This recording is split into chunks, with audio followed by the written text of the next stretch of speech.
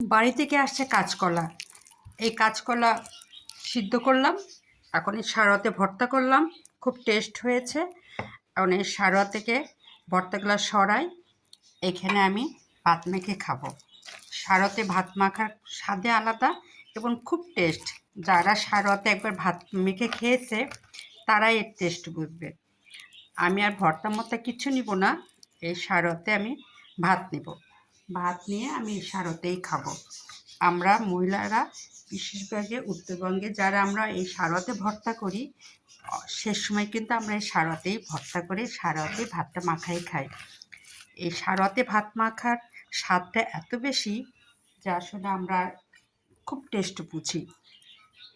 আর এই কারণে আমরা যখন এই সারোয়াতে ভর্তা করি, শেষ ভর্তাটা তোলার পর শেষ ফিনিশিংটা আমরা ভাত মাখাই খাই।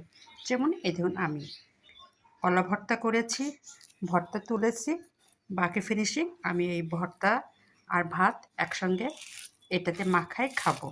কারণ সারোয়া মাখা ভাত খুব মজা। এখানেই রাখলাম।